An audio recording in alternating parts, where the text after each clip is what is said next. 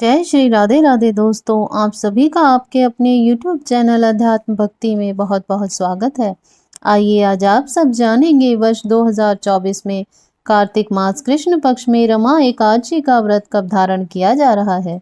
तो जानेंगे व्रत के शुभ मुहूर्त के बारे में, पारण समय के बारे में, व्रत का पारण कब और किस चीज से किया जाएगा। तो आइए जानते हैं इन सभी बातों के बारे में। कार्तिक मास कृष्ण पक्ष में पड़ने वाली एकादशी को रमा एकादशी के नाम से जाना जाता है। आप सभी भक्तों को रमा एकादशी व्रत की ढेर सारी शुभकामनाएं। आप सभी के जीवन में लक्ष्मी नारायण जी की कृपा से आप सभी को सभी प्रकार के सुख और समृद्धि की प्राप्ति हो। एकादशी का व्रत भगवान विष्णु भगवान श्री कृष्ण को अति प्रिय होता है। प्रत्येक माह के कृष्ण पक्ष और शुक्ल पक्ष की एकादशी तिथि के दिन एकादशी का व्रत धारण किया जाता है। इसे एकादशी या 11 व्रत के नाम से भी जाना जाता है। जो भी भक्त सच्ची श्रद्धा के साथ नियम और निष्ठा के साथ कार्तिक मास कृष्ण पक्ष की रमा एकादशी का व्रत धारण करते हैं, तो इस व्रत के प्रभाव से ब्रह्म हत्या, गौ हत्या आदि के पाप नष्ट हो जाते हैं तथा यह कामधेनु और चिंतामणि के समान पुण्य फलों को प्रदान करने वाली है। इस दिन भगवान विष्णु, माता लक्ष्मी और भगवान श्री कृष्ण का पूजन करना बड़ा ही पुण्य फलदायी माना गया है। कार्तिक मास में कृष्ण पक्ष की एकादशी तिथि प्रारंभ समय 27 अक्टूबर 2024 दिन रविवार सुबह 7:28 और एकादशी तिथि की जो समाप्ति है वह 28 अक्टूबर 2024 दिन सोमवार सुबह 7:52 है।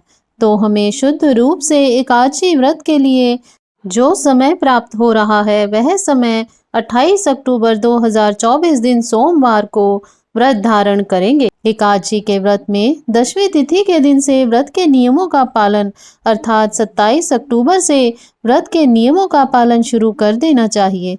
28 अक्टूबर को एकादशी व्रत धारण करेंगे और 29 अक्टूबर को व्रत का पारण किया जाएगा।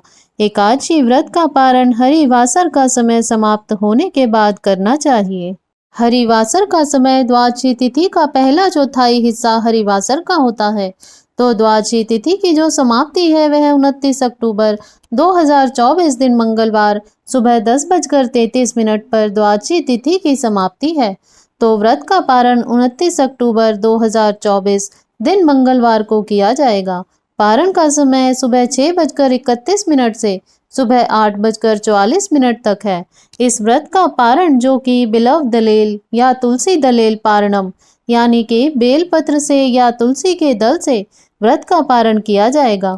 अगर यह संभव ना हो पाए तो आप जल या फल से भी व्रत का पारण कर सकते हैं। एकादशी तिथि के दिन ब्रह्म मुहूर्त का समय सुबह 4:48 से सुबह 5:39 तक होगा। सूर्य उदय का समय सुबह 6:03 और सूर्यास्त शाम 5:19। राहु काल का समय 28 अक्टूबर को सुबह 7:28 से सुबह 8:52 तक होगा और 29 अक्टूबर को दोपहर 2:30 से दोपहर 3:54 तक रहेगा। राहु काल के समय के दौरान कोई भी शुभ कार्य या नया कार्य नहीं करना चाहिए, यह लाभकारी नहीं होता, इस बात का ध्यान रखें। एकादशी तिथि के दिन नक्षत्र जो कि पूर्वा फाल्गुनी नक्षत्र दोपहर 3:24 तक होगा। उसके बाद उत्तरा फाल्गुनी नक्षत्र होगा। योग जो कि ब्रह्म योग होगा सुबह 6:48 तक। उसके बाद इंद्र योग होगा। इस दिन भगवान विष्णु, माता लक्ष्मी और भगवान श्री कृष्ण का पूरे विधि विधान के साथ पूजन करना चाहिए। इस दिन धूप, दीप, गंध आदि से पूजा करनी चाहिए। भगवान को पीले पुष्प, पीला चंदन अर्पित करना चाहिए। तुलसी दल भगवान को अति प्रिय होता है तो उन्हें तुलसी दल अर्पित करना चाहिए। जब भी आप भोग लगाएं तो उसमें तुलसी दल डाल करके भगवान को भोग लगाना चाहिए।